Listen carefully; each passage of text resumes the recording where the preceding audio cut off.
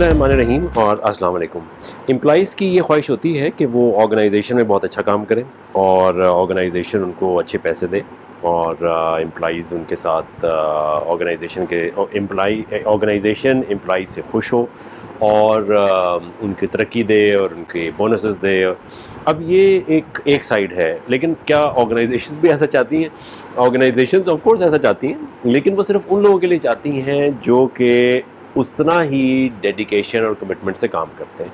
तो आज की इस शॉर्ट प्रेजेंटेशन में मैं आपको 3 चीज़ें ऐसी दोबारा बताऊंगा जो कि मैंने अपने तजर्बे में भी देखी हैं और उन लोगों के साथ काम भी किया है और ऑर्गेनाइजेशंस के साथ भी काम किया है और ऑर्गेनाइजेशंस में किस तरह से जो ऑर्गेनाइजेशंस अपने एम्प्लॉइज़ को आगे लेके आती हैं वो कैसे एम्प्लॉइज़ होते हैं और ऑर्गेनाइजेशंस क्या देखना चाहती हैं, ऑर्गेनाइजेशंस को क्या चाहिए होता है।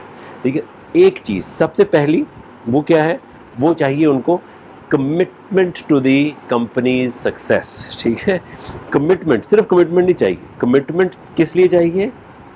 To success of company. ठीक है, ये जो सक्सेस है इसको आप ये भी कह सकते हैं कि सक्सेस का मतलब क्या है? Profit of the company. Simple सी बात है, ठीक है ना। अगर प्रॉफिट नहीं होगा कंपनी में तो फिर कुछ नहीं होगा।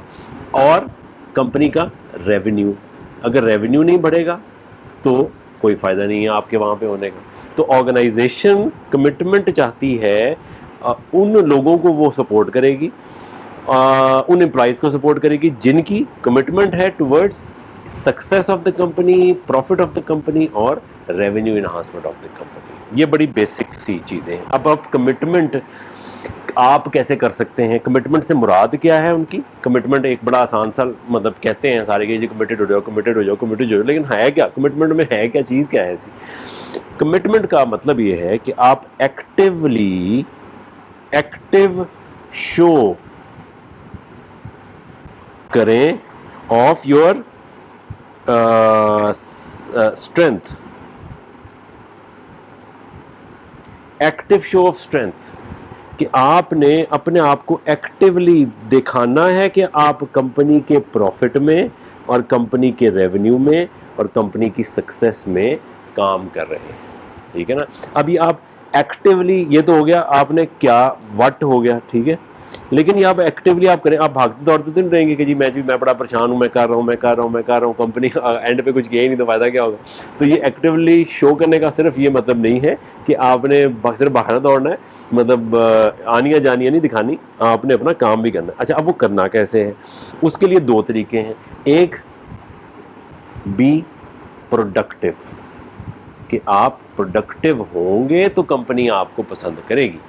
अगर आप प्रोडक्शन ही नहीं कर रहे, मिसाल के तौर पे सेल्स के हैं तो आपकी सेल होनी चाहिए ज़्यादा, आप अकाउंटेंसी में हैं तो आपकी जो कॉस्ट और बेनिफिट एनालिसिस है, फाइनेंस में है तो वो ठीक होने चाहिए, वो आपको अगर लोन्स की अरेंजमेंट्स हैं, अगर पैसे निकलवाने हैं, वो प्रोडक्शन में हैं तो आपको ज़ाहिर है लॉसेस कम से कम होने चाहिए, ज़्यादा से ज़्यादा क्वालिटी इंप्रूव होनी चाहिए। अगर आप कस्टमर सर्विसेज में हैं तो कस्टमर सर्विसेज ज़्यादा, कस्टमर्स आपके साथ कुछ, HR में है तो लोग कम से कम छोड़ के जाने चाहिए, लोगों स्किलफुल होने चाहिए। सो वट एवर आपकी जो डिपार्टमेंटल रिस्पॉन्सिबिलिटी है, जिस काम के लिए आपको कंपनी रखा है, उसमें आपको प्रोडक्टिव होना चाहिए। और दूसरा चीज़ क्या है? बी प्रोएक्टिव होना चाहिए आपको। ठीक है, तो जब आप प्रोडक्टिव भी होंगे और प्रोएक्टिव भी होंगे तो ऑर्गेनाइजेशन आपको वैल्यू करेगी, ऑर्गेनाइजेशन आपकी कमिटमेंट को देख लेगी। और वो ये दोनों चीज़ें बड़ी एक्टिव हैं, ये नज़र आ जाती हैं। ये इसके बगैर हो नहीं सकता कि आप बगैर प्रोडक्टिव हुए और बगैर प्रोएक्टिव हुए ऑर्गेनाइजेशन में आप अपनी कमिटमेंट को शो कर सकें। जब कमिटमेंट शो करेंगे तो वो प्रॉफिट और रेवेन्यू और सक्सेस में ट्रांसलेट होगी। ठीक है, तो ये है आपका पहला पार्ट। ओके, सो दूसरा पार्ट क्या है? जो एम्प्लॉयर्स चाहते हैं, ऑर्गेनाइजेशन चाहती हैं एम्प्लॉइज़ से, दूसरी चीज़ क्या चाहती हैं? वो ये चाहती हैं कि आप इजीली मूव कर सकें अक्रॉस फंक्शनल बाउंड्रीज। ठीक है, अक्रॉस फंक्शनल बाउंड्रीज, यानी मतलब क्या है कि आप किसी एक डिपार्टमेंट से दूसरे डिपार्टमेंट का काम भी कर सकें, और ये नहीं मुख्तलिफ एरियाज़ के, वो तो ज़्यादती हो जाएगी आपकी। मतलब आप अगर अकाउंट्स में और आपको कहेंगे चलो जी प्रोडक्शन फ्लोर पे चले जाओ, वो अगर आप कर सकते हैं चलें बड़ी अच्छी बात है, लेकिन ऐसे नहीं। लाइक्स एंड लाइक्स, मतलब आप अगर लेट्स से सेल्स में हैं तो आप अक्रॉस फंक्शनल बाउंड्रीज आपको मार्केटिंग का भी पता हो और कर सकते हो। अगर आप मार्केटिंग में हैं तो आप प्रोजेक्ट्स हैंडलिंग कर सकते हो, ठीक है। अगर आप सेल्स उसमें प्रोडक्शन में हैं, प्रोडक्शन के एरियाज़ में हैं, तो आप सप्लाई चेन को भी संभाल सकते हो, ठीक है। आप मार्केटिंग को और सेल्स को भी संभाल सकते हो, ठीक है, क्योंकि आपको तो पता है कि आपने चीज़ कैसी बनाई है और किस तरह की चीज़ है, और वो आगे। इसी तरह अगर आप अकाउंट्स में हैं तो आप, ये अकाउंट्स है, अकाउंट्स में है तो आप स्टोर्स को भी हैंडल कर सकते हो, ठीक है। आप सप्लाई चेन को भी हैंडल कर सकते हो, सो प्रोजेक्ट्स को भी हैंडल कर सकते हो। सो ऑर्गेनाइजेशन किन लोगों को वैल्यू करती हैं? जो कि अक्रॉस फंक्शनल बाउंड्रीज मूव करने वाले हों। वो कोई एक से ये ना हो कि उनको कहा जाए कि यार तुम ये वाला काम कर लो। एडमिनिस्ट्रेशन वाले जो हैं वो एचआर में, और एचआर वाले एडमिनिस्ट्रेशन में तो जाते रहते हैं, वो तो हैं ही, एक अक्सर कहते हैं कि जी हम एक ही उसी हिसाब से हैं।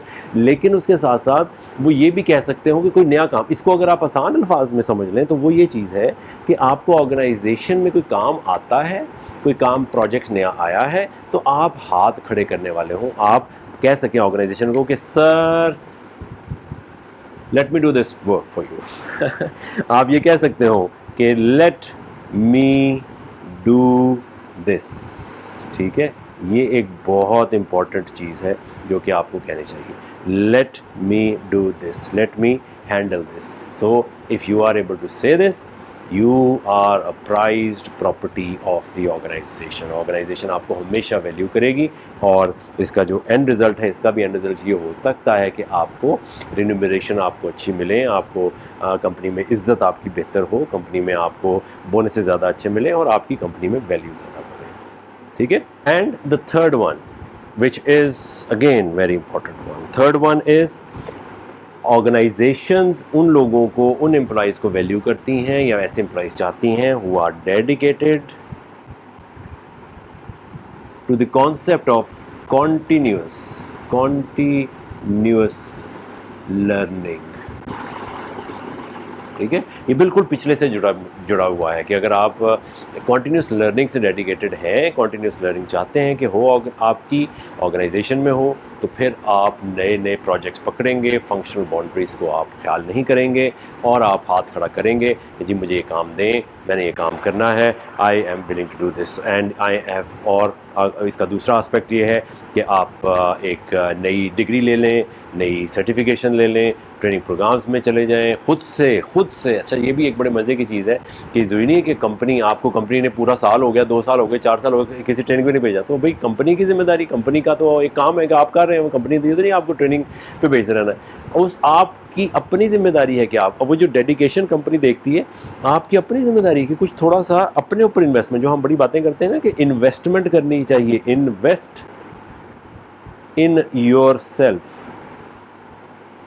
तो वो जो इन्वेस्टमेंट है आपकी अपने ऊपर, वो आपके अपने मनी से आएगी, अपने पैसे से आएगी, वो आपकी बेहतरीन इन्वेस्टमेंट होगी, वो आपके साथ ही रहनी है, कभी भी नहीं कहीं जानी। तो ऑर्गेनाइजेशन ये भी देखती है कि ये लोग डेडिकेटेड कितने हैं, इसने कितना नया सब्जेक्ट सीख लिया है, कौन सी नई स्किल सीख ली है, कौन सी नई डिग्री सीख ली है, ले ली है, कौन सा नया सर्टिफिकेशन ले ली है। तो उस तरह से वो उसको ऑर्गेनाइजेशन उसको वैल्यू करती है। सो ये आज की हमारी प्रेजेंटेशन में 3 इंपॉर्टेंट पॉइंट्स थे। If I could recap those 3 points, committed towards organization success, ऐसे लोगों को ऑर्गेनाइजेशन वैल्यू करती हैं।